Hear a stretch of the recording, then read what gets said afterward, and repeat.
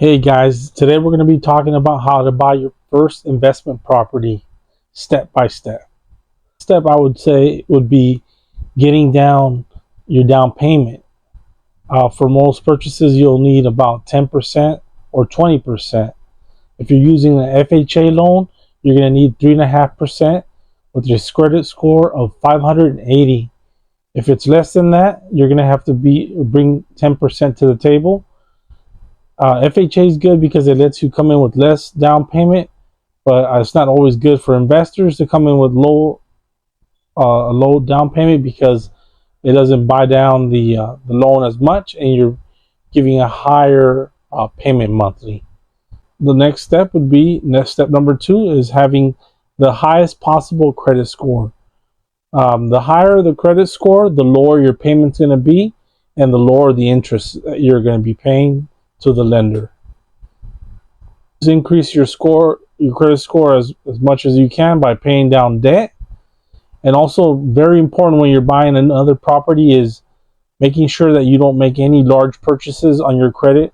Don't go buy a car, don't go and refinance, don't go and get some furniture, get a new credit card and use it up. Don't touch any of that stuff. Pay off as many cards as you can, and that will go ahead and increase your credit score. If you want some more information on how to increase your credit score, go ahead and message me below or contact me. There's a lot of apps we can use and look at what you have on your credit score right now, and we can look at scenarios. If we buy down more debt, that would increase your score here. So just go ahead and contact me. We'll go ahead and work on one-on-one basis with you guys. Step 4 is make sure you sit down with the lender and understand what loan you're going to use for this property that you're looking for, and to see how much you qualify for and get you pre-approved, because you might see an exact home that you like, or the perfect home that you've been looking for comes up on the market, and because you're not ready or pre-approved or ready to go, someone else snatches it up, puts it under contract, and you lose that. I've seen it 100 times. People call me up, hey, I want to put an offer on this property. I pull it up on the MLS, under contract. I'm sorry. But the scenarios of how much you're going to be paying, what the mortgage is going to look like. One thing is that you want to go ahead and submit all your information to the lender. Tell them your credit score. Don't tell them that you want to run your credit score, because that'll drop you points. You want to shop the rate with different banks, credit unions, mortgage brokers, and see who gets you the best rate and the best terms. Okay, so look at creditkarma.com. Give whatever score you have on there, give that to the lender and tell them that you don't want them to run your credit, that this is your credit score, because the last thing you want to is them shopping your rate and then lowering your credit score all over the place, and nothing happens, and then you're out of. Number 5 is start looking for a property. Contact a real estate agent like myself, or start looking. I have an app that we built that can is just like Zillow, and it's free. You're not going to get all these advertisement ads on there, and the links below in the description. It's totally free. You go ahead and download it, create a user profile, and it even alerts you when new properties come out in the market. And this is the fun part, because you're going to start, I would suggest look at a lot of properties, get used to if in the area that you live on, the properties are too high and you can't afford it, look outside the state, go out to state. There's a lot of people that do out of state properties for investment, and they're cash flowing. You always want to make sure that the property is cash flowing, or at the very least, you break even after all expenses. And make sure you pad those expenses up, because things will break, things will need repairs. You will need a property manager, and set aside for improvements. Because things will need a new roof at one point. Sewer will need to be worked on at one point. So think about all the expenses. Get yourself a nice calculator. They're all over Google. Plug in the numbers and see if it makes sense. Step number 7, look for properties that need renovation Some properties might need just a little bit of paint. You know, the bathroom looks old. It's stuck in the 70s, 80s, 90s. You know, you go in there and rip out the kitchen and put something else in there. You know, something new, upgraded.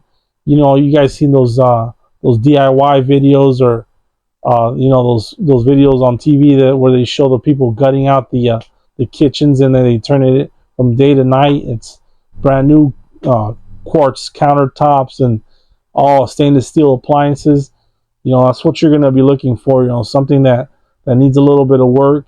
Those always have a opportunity for you to make some money in there, because you're going to go ahead and use what's called sweat equity, or add value proposition, where you go in there and maybe add square footage to the property. Maybe it's a 3-bedroom, 2-bath, and you add an extra bedroom. That's definitely going to create a lot of more value for you when you go ahead and rent it out. Or some of you guys might flip the property, depending on what you want. Step number 8, go ahead and make an offer on the property that you like. You know, don't be afraid to go below market, because, you know, some of these properties are going to need repairs. Like I said, you know, the worst thing that can happen is someone's going to tell you no, or they're going to counter your offer saying, well, we're not going to take that. We need X numbers of dollars. And you might, you know, actually what the best scenario can happen is that they accept your offer and you save yourself a lot of money. Step number 9, let's say your offer gets accepted and you have a certain amount of days to do your due diligence. Make sure you inspect the property. You know, sewer, electrical, roofing, a general inspection of the property to see what's wrong with it, if it needs any repairs, if there's mold, if there's a cracked foundation, if the electrical is not up to code, if there's issues with the property that need to be addressed before you purchase it.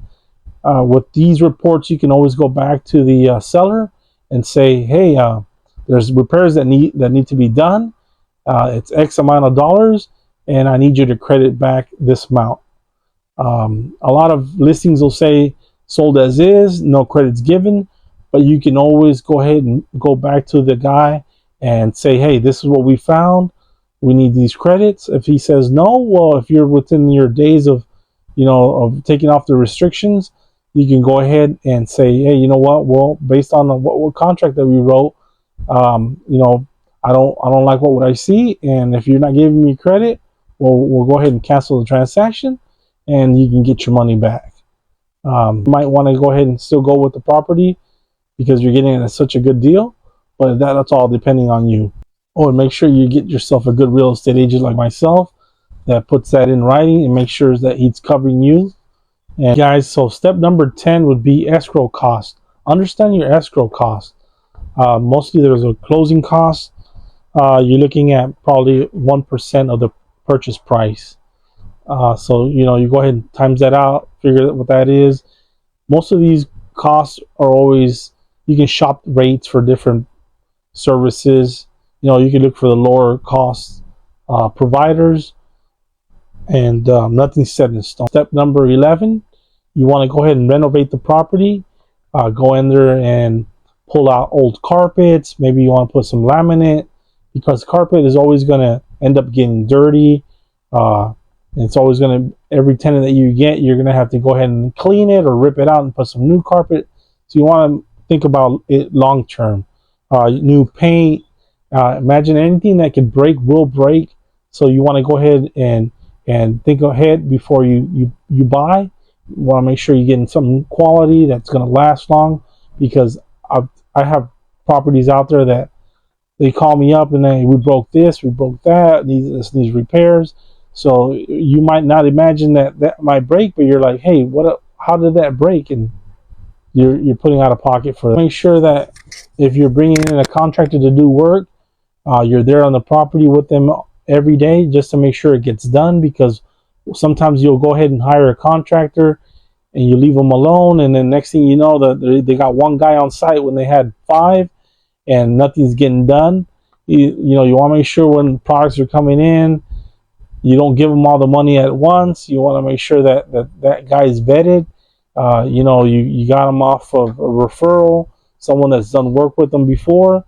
It's hard to find good contractors if you're shooting out of the yellow pages. It's you want to make sure someone's referring that person to you, and you never want to give away 100% of the construction cost. You want to have, you want to work yourself up to certain days, and let's say this gets done, you get 20%. After this day, this gets done, you get the other percent, and until you finalize everything, then you have a walkthrough, you get the rest. Something like step number 12. You're going to go ahead and rent out the property. It's ready to go, so you want to market it in as many places as possible. Craigslist, Zillow, my website below. You want to go ahead and put it on the MLS if you have a realtor that can do that for you. You want to go ahead, if someone calls you and says, I want to see it today, let's go ahead and take care of that today. Don't wait for another week or a couple of days to call that person back, because those renters are looking for a place to move in as fast as possible, and in a couple of days they might find some other place and you lost a good tenant. Number 13, you want to go ahead and rinse and repeat. Do this process again. Start building your portfolio of properties. Then you can start moving into bigger strategies of refinance, pull out some money, buy another property, maybe sell off some properties and do 1031 exchange, some of these more advanced tax options. And I can definitely help you, guide you through all these processes. Just contact me below, or DM me, or give me a call, however you like.